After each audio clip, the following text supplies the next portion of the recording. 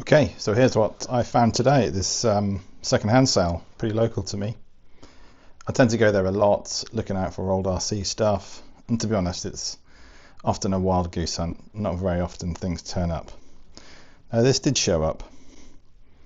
Initial impressions, you're probably thinking as you look into this box, yeah, it all looks a little bit rough. But I think you probably are all starting to recognize the sorts of things that are in here.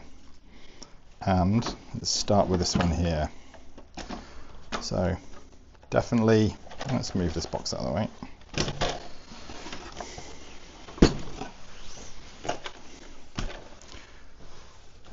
Okay, definitely in need of a good clean, but it's a Tamiya, the Falcon.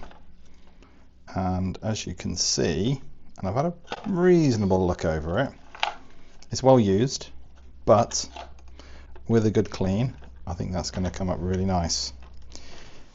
Obviously, as you'd expect, there's significant play, but for a RC that I think was originally produced around the mid to late 80s, maybe through to early 90s, it's a nice find, and with a little bit of attention is going to make a great little RC to keep on the shelf with the ones you can see behind me. Maybe used occasionally if I think it's going to hold up.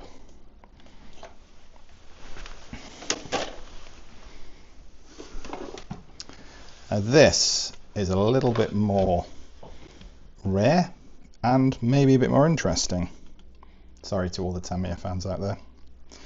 So I've had a quick look around, and I think it's a Mardave Marauder 1/12 scale RC with some real age to it. Now you can see originally used at Gentleman Model Car Club here in the UK. I know it was a fair while ago because it's got a really old phone number on it, and looks like the previous owner even had a sponsor, so Harrison Garden and Leisure. Shell is in good condition. Looks like it was owned by Andy. Don't think that's Toy Story Andy. And if we look inside, we can see, yeah, there's whoa. If we look inside, it looks like it's not been touched in a long time. Original batteries, original radio equipment, it's an ACOMS equipment, and this very early vintage mechanical speed controller. So I find this is something I don't know much about, but I just couldn't resist picking it up. They came together, a little bit of a bundle.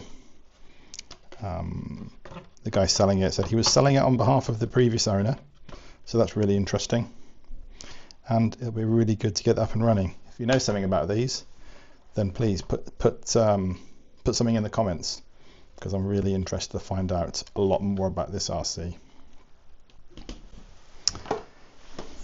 Yeah, it came with some vintage controllers.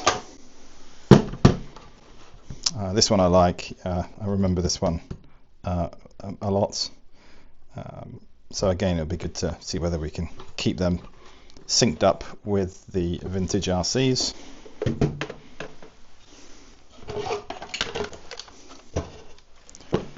Really old battery charger.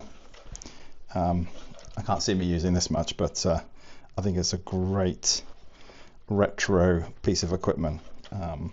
And I'll give that a good clean, and that can go onto display.